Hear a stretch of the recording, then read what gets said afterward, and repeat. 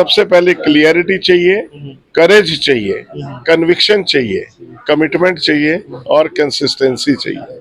हम लोग तो मैंने आपको बताया था कि अमरटेक्स के अंदर सिर्फ जॉब ही नहीं देते, हम लोग एक संस्कार भी देते हैं। तो सारी दुनिया को तकलीफ में पहुंचाने वाली चीजें ही दो हैं, ज्यादा चाहिए और जल्दी चाहिए। आदमी को अगर तरक्की करनी है तो सबसे ज्यादा इम्पोर्टेंट चीज है कि उसके अंदर ईमानदारी और पैशन होना चाहिए, उसने करना क्या है।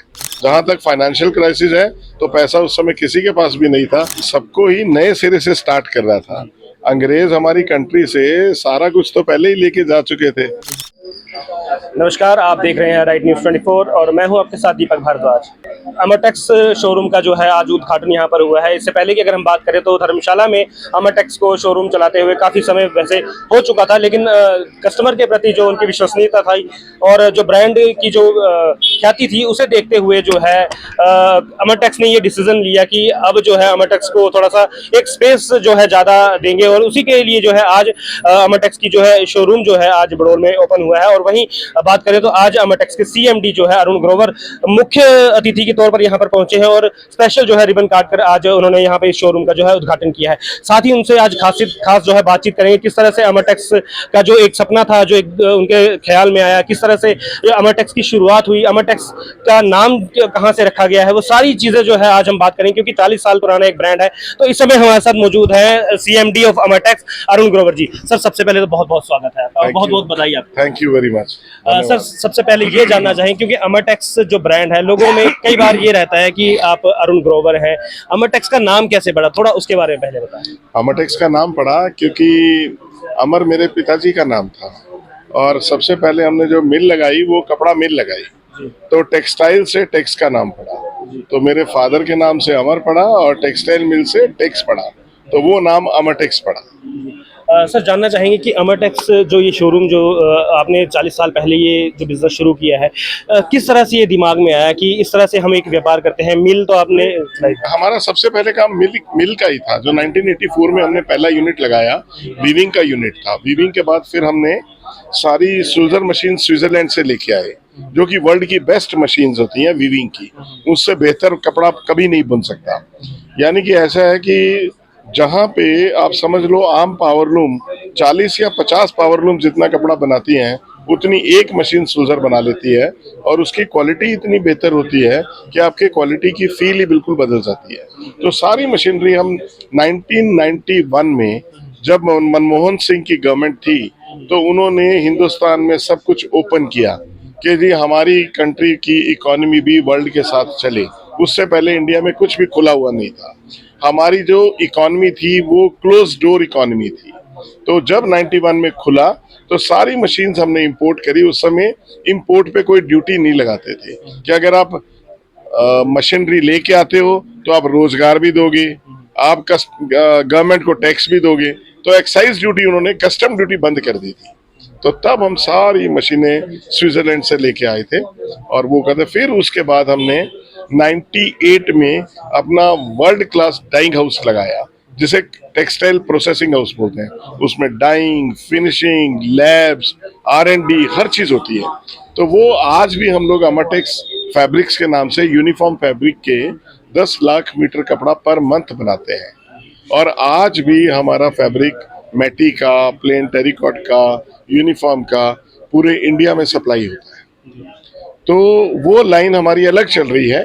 तो मगर जब ये हमने रिटेल में आए, ये 1998 में आए। तो 1998 में जब हम लोग मशीनरी लेने यूरोप में गए तो हमने बड़े बड़े मॉल देखे। तो पंचकुला में पहला मॉल 30,000 स्क्वायर फीट का खोला था, फिर मोहाली में 40,000 फुट का खोला था। इस तरह फिर हमने ये चीजें स्टार्ट करी, तो ये आगे बढ़ता गया। सर, बात करेंगे क्योंकि अभी इससे पहले जो पत्रकार वार्ता हुई उसमें आपने कहा कि हिमाचली आप हैं, तो थोड़ा सा क्योंकि जनता भी जानना चाहिए कि हिमाचल में कौन से जिले से आप रहने वाले थे और कब जो है आप लोग फिर दिल्ली या मुंबई आप शिफ्ट किए। हम लोग क्या है कि 1955-56 में चंडीगढ़ बना था।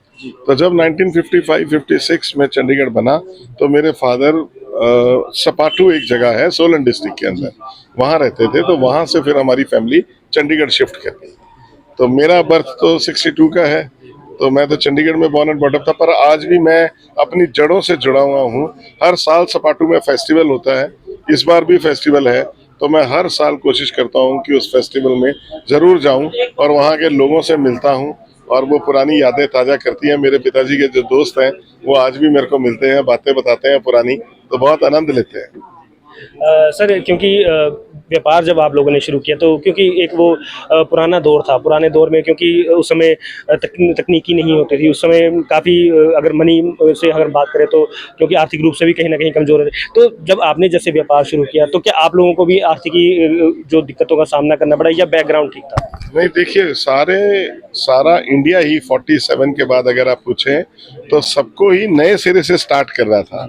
अंग्रेज हमारी कंट्री से सारा कुछ तो पहले ही लेके जा चुके थे, तो कहीं पे भी अगर आप बोलो तो हमारी कंट्री की जो 1947 में हालत थी, ना तो कोई इलेक्ट्रिसिटी थी, ना हमारे पास अनाज था खाने के लिए, ना हमारे पास डैम थे, ना हमारे पास आईटीआईज थे, आईआईटीज थे, आईआईएम्स थे, एम्स थे, कुछ भी तो नहीं था। यूनिवर्सिटीज बोलो तो कुछ भी नहीं था। तो सारा कुछ तो आज़ादी के बाद ही बना है। तो फिर मैं हमेशा ये कहता हूँ कि इंडिया के अंदर जो क्रांति आई है वो हमारे हिंदुस्तानियों ने जब जोश लगाया कि काम कुछ नया करना है, आगे बढ़ाना है, तभी आगे बढ़ा। जहां तक फाइनेंशियल क्राइसिस है तो पैसा उस समय किसी के पास भी नहीं था। हर आदमी ने कहीं ना कहीं से मेहनत करके, मुशक्कत करके, कुछ बैंकिंग से फाइनेंस करा के ये सारी गाड़ी चलाई। तो किस तरह देखते हैं सर जब क्योंकि जब आपने एक शुरुआत की थी, शुरुआत जब की उसके बाद जैसे आपने कहा कि टेक्सटाइल मिल थी, उसके बाद फिर आप रिटेल में आए, किस तरह जो है आपको क्या सफ़र कैसा रहा? कितना लंबा सफर था, 40 साल पूरे हो गए होने को आई सितंबर में। तो आज 40 साल में हमने हर चीज देखी है। आज आप हैरान हो जाएंगे कि जब कभी मेरे को कॉलेजेस में बुलाते हैं, यूनिवर्सिटीज में बुलाते हैं बिजनेस के बारे में बताने के लिए, तो आज मेरे को ये 40 साल में एक ही चीज क्लियर हुई है कि आदमी को अगर तरक्की करनी है तो सबसे ज्यादा इम्पोर्टेंट चीज है कि उसके अंदर ईमानदारी और पैशन होना चाहिए, उसने करना क्या है। अगर आपको अपना रोल क्लियर नहीं कि मेरी ड्यूटीज क्या है और मेरे को किधर जाना है, तो आप जीवन में कुछ नहीं कर सकते। इम्पोर्टेंट सबसे है कि आपको बहुत क्लियरिटी चाहिए। तो उसके लिए भी मैं 5C बोलता हूँ कि सबसे पहले क्लियरिटी चाहिए, करेज चाहिए, कन्विक्शन चाहिए, कमिटमेंट चाहिए और कंसिस्टेंसी चाहिए। आज पिछले 40 साल से हम बढ़ते ही जा रहे हैं, करते ही जा रहे हैं। तो कोई भी लोग जो आज के यंग जनरेशन है, उनकी एक सोच है कि जल्दी चाहिए, जल्दी चाहिए। तो सारी दुनिया को तकलीफ में पहुंचाने वाली चीजें ही दो हैं, ज्यादा चाहिए और जल्दी चाहिए। और ये दोनों कभी होंगी नहीं। अगर आपको कुछ गलत मिल भी गया, जल्दी मिल भी गया, तो वो आपसे फिर आप सस्टेन नहीं कर पाओगे, वो आपसे छिन जाएगा। अगर आप धीरे धीरे प्रॉपर मेहनत करके अपने सिस्टम बना के कायदे से आगे बढ़ोगे तो वो सस्टेन करेगी आपकी सक्सेस। तो इम्पोर्टेंट ये है कि अगर कोई अचीवमेंट है तो वो बरकरार भी रहनी चाहिए। सर एक बहुत बढ़िया आपने बात कही है कि आज का जो यूथ है वो जल्दी चाहिए और ज़्यादा चाहिए, उसके लालच में जो है कहीं ना कहीं आज अगर हम बात करें तो कहीं ना कहीं वो कुछ गलत कामों में पड़ गए हैं, कहीं ना कहीं नशे में पड़ गए हैं, कहीं ना कहीं चोरी चकारी में पड़ गए। तो उन लोगों को, उन यूथ को क्या आपका संदेश रहेगा? हम लोग तो, मैंने आपको बताया था कि अमरटेक्स के अंदर सिर्फ जॉब ही नहीं देते, हम लोग एक संस्कार भी देते हैं उन लोगों को और समाज को भी साथ लेके चलते हैं। और हम लोग समझते हैं कि ये एक रिस्पॉन्सिबिलिटीज है अच्छी कंपनीज की कि समाज से जो लिया है उनको वापस करे। तो हम लोग उनको एक ही चीज समझाते हैं कि जब हम उनको बिजनेस देते हैं, काम देते हैं, टारगेट देते हैं, जॉब देते हैं, तो उसमें इतना ज्यादा वो खो जाते हैं कि उनके पास कोई गलत काम करने का टाइम ही नहीं होता। तो मेरा तो गवर्नमेंट से भी यही, हमेशा जब भी किसी प्लेटफॉर्म पे बोलता हूँ तो मेरी एक ही ताकीद गवर्नमेंट से रहती है, एक ही ताकीद लोगों से रहती है कि जितनी ज्यादा जॉब अपॉर्चुनिटीज इंडिया में क्रिएट हो ताकि हर एक हाथ को काम मिले।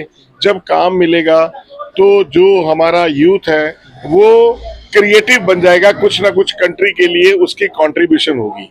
और अगर वो जॉब उसके पास नहीं है और वो ड्रग्स या गलत रास्ते पे चला गया तो उसका पूरा परिवार भी खराब, समाज भी खराब, और उससे लिए कितने परिवार डिस्टर्ब होते हैं।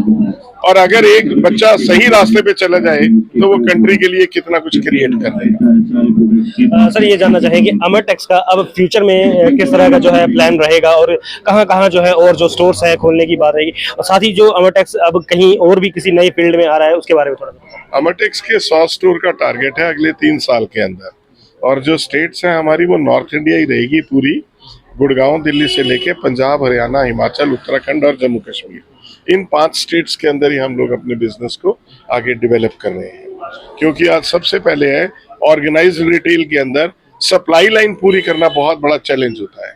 तो जो ये मॉडल होता है ये हब एंड स्पोक्स होता है कि जहाँ एक हब है वहां से पूरा मटेरियल पड़ा होता है, फिर वहां से अगले दिन तक माल हर जगह पहुंचना चाहिए। तो लॉजिस्टिक्स एक बहुत बड़ी चीज है कि टाइम से माल हर जगह पहुंचे और सिस्टमेटिकली पहुंचे। तो ज़रूर सर, आज क्योंकि एक बार फिर से आपको बधाई देंगे कि धर्मशाला में जो है आपका शोरूम जो है दोबारा एक बड़े स्पेस के साथ खुला है, लेकिन इसके साथ साथ मैं आपसे ये भी पूछना चाहूँगी धर्मशाला की जनता के लिए आपकी क्या अपील रहेगी, क्या संदेश रहेगा? धर्मशाला की जनता के लिए आज सबसे ज़्यादा इम्पोर्टेंट तो ये है कि हमें ऑलरेडी बहुत प्यार धर्मशाला की जनता से मिला है, क्योंकि हम धर्मशाला में 15 साल पहले आए थे और आज उनको उससे भी बड़ी स्पेस हम दे रहे हैं और बड़ा एक्सपीरियंस दे रहे हैं। तो उनका प्यार हमें आगे भी ऐसा ही मिलता रहे और हमारी तरफ से कमिटमेंट पूरी रहेगी।